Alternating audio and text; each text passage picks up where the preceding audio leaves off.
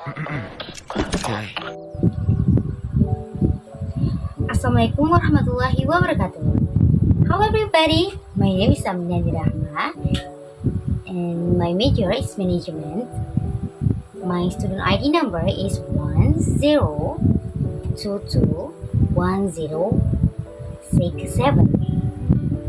Di sini aku mau jelasin nih tentang apa sih sifat dan ruang lingkup ekonomi manajerial. Here we go.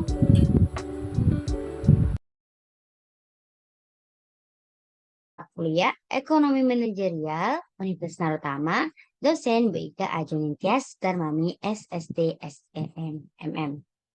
So, topik ini bahas apa aja sih? Yang pertama, pengertian sifat ruang lingkup ekonomi manajerial. Yang kedua, teori perusahaan. Yang ketiga, peranan bisnis dalam masyarakat. Dan yang keempat, sifat dan teori laba. Masuk yang ke-1 tentang pengertian ekonomi manajerial.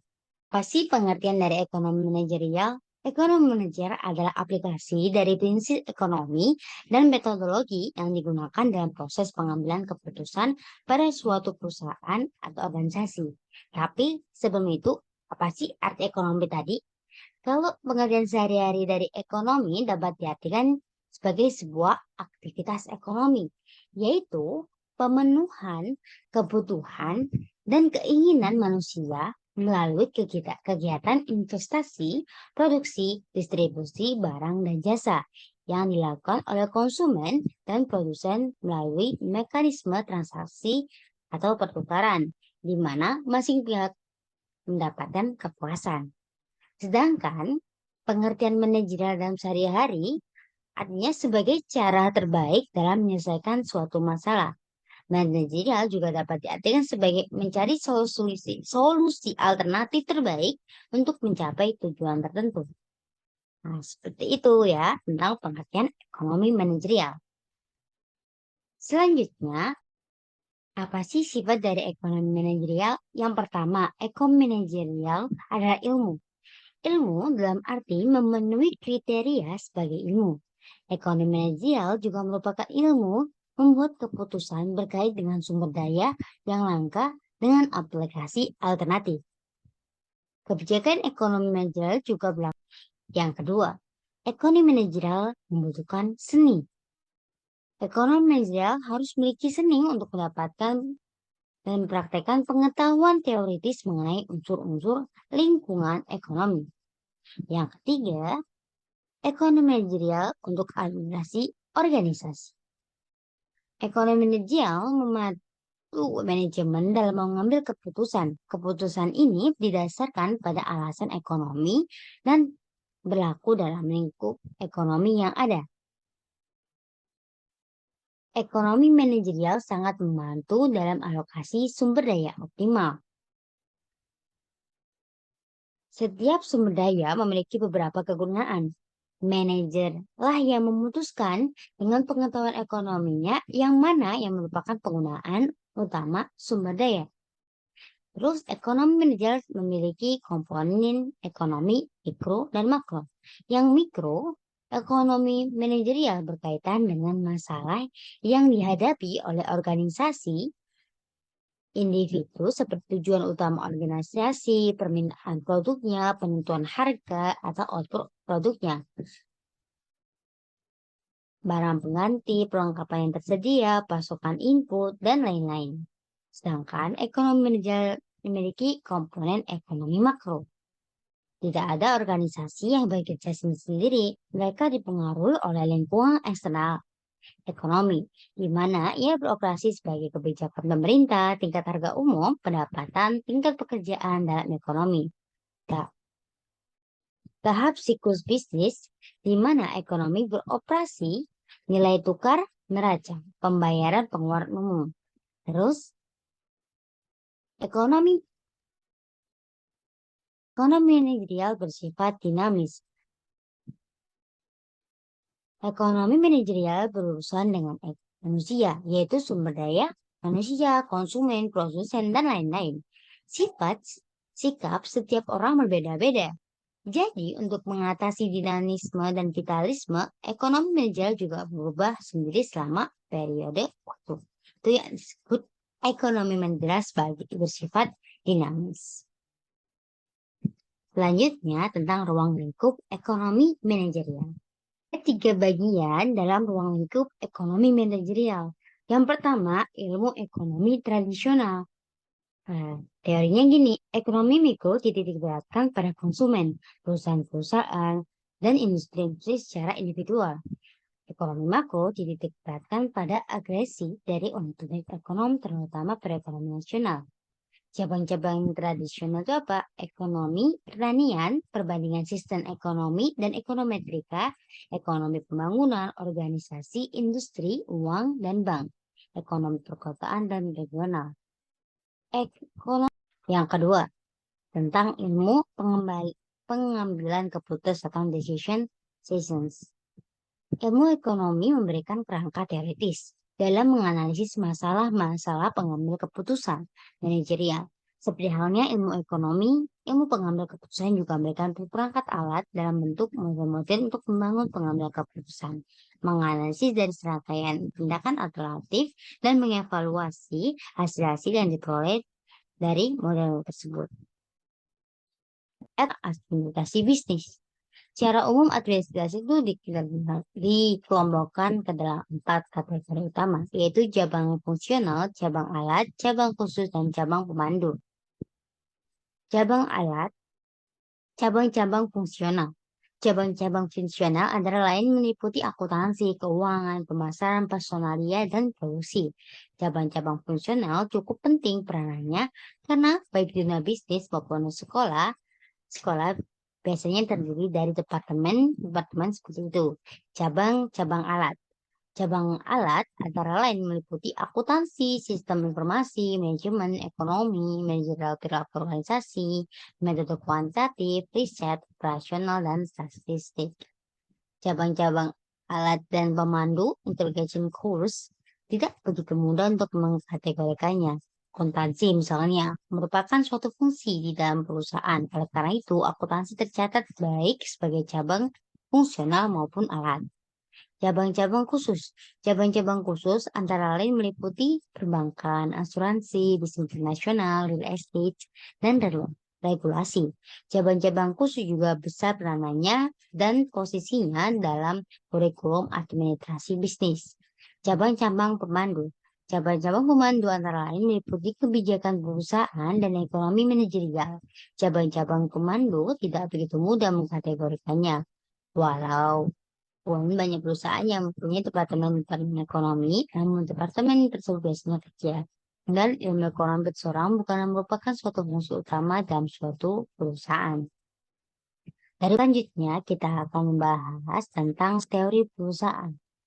Ada tiga poin. Yang pertama, mengkombinasi dan mengorganisasi berbagai sumber daya yang bertujuan untuk memproduksi barang atau jasa untuk dijual.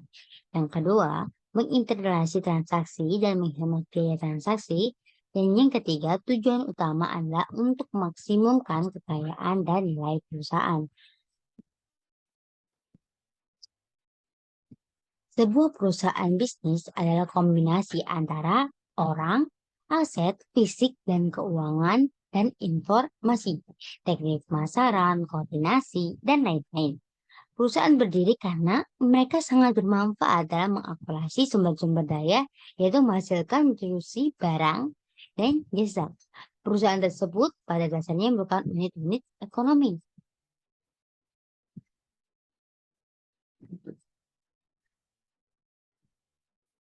Dan fungsi perusahaan antara lain yang pertama, untuk membeli sumber daya ataupun input berupa tenaga kerja, modal, dan bahan mentah untuk juga menjadi barang jadi atau jasa yang akan dijual.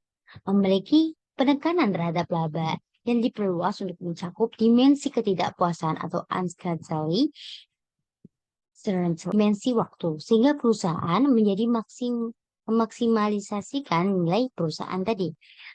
Teori perusahaan jadi tujuan akhir perusahaan adalah untuk memaksimumkan nilai perusahaan secara matematika. Selanjutnya kita akan membahas tentang peranan bisnis dalam masyarakat. Peranan bisnis bukan hanya telah memantapkan pertumbuhan ekonomi selama lebih dari 2 warsa, tetapi juga mampu menyumbangkan manfaat dari pertumbuhan ekonomi secara cukup baik. Apa sih maksudnya dari peranan bisnis dalam masyarakat nih? Apa pentingnya bisnis dalam keuangan atau perekonomian masyarakat? Ekonomi manajer ini mampu menjelaskan tentang peranan penting bisnis dalam masyarakat dan bisa menunjukkan bagaimana cara meningkatkan manfaat dalam masyarakat. Pajak tadi digunakan untuk apa sih? Digunakan untuk dalam pemerintahan untuk mensejahterakan rakyat dalam dalam masyarakat juga. Selanjutnya juga ada bisnis nih, otomatis membuka lowongan pekerjaan. Jadi peranan bisnis ini sangat penting loh dalam masyarakat. Selanjutnya tentang sifat dan teori laba. Definisi laba, pertama laba bisnis. Laba sebagai kelebihan penerima dari biaya yang dikeluarkan dalam kegiatan usaha.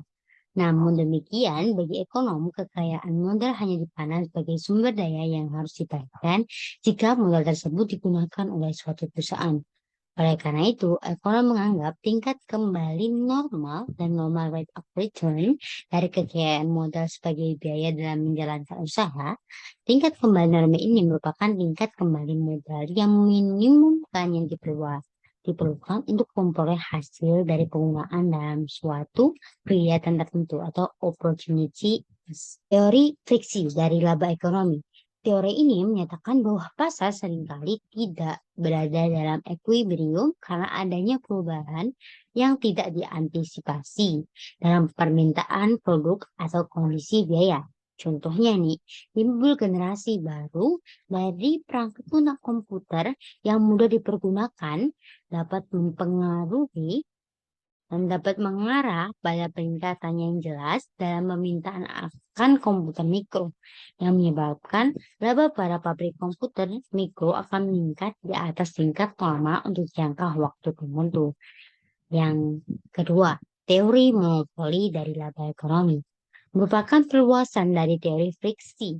Teori ini menyatakan bahwa beberapa perusahaan karena faktor-faktor seperti skala ekonomi, persyaratan modal yang tinggi, paten atau perlindungan impor dapat mengembangkan posisi monopoli yang memungkinkan mereka untuk mempertahankan laba di atas norma untuk periode waktu yang lebih panjang. Yang ketiga, teori inovasi dari laba ekonomi. Laba yang di atas norma dapat ditimbulkan sebagai hasil inovasi yang berhasil. Contohnya, Zero Corporation memperoleh tingkat pengembalian yang tinggi karena berhasil mengembangkan, memperkenalkan, dan memasarkan alat penyalian dan fotokopi yang unggul di atas norma sampai perusahaan-perusahaan lain memasuki bidang ini. Yang terakhir, teori kompensasi dari laba ekonomi. Teori ini menyatakan bahwa tingkat pengembalian yang di atas norma semata-mata merupakan imbalan bagi perusahaan yang sangat berhasil dalam memenuhi kebutuhan pelanggan, mempertahankan operasi yang efisien. Teori ini juga mengenali laba-laba ekonomi seperti imbalan yang penting bagi fungsi kewirausahaan dari para pemilik atau manajer. Laba ekonomi memainkan peran penting dalam perekonomian berbasis pasar. Laba di atas normal berfungsi sebagai sinyal yang bernilai bahwa output perusahaan atau industri harus ditingkatkan atau memberi sinyal atas ekspansi dan masuk pasar. Laba di bawah norma memberikan sinyal untuk kontraksi dan keluar pasar. Laba memainkan peran kritis baik dalam peran insentif, baik inovasi, efisiensi produk maupun dalam mengalokasi sumber daya yang langka. Itu tadi tentang penjelasan tentang sifat dan ruang lingkup ekonomi manajerial. Terima kasih. Kalau ada pertanyaan, boleh kok ditulis di komentar. Dan terima kasih. Oke.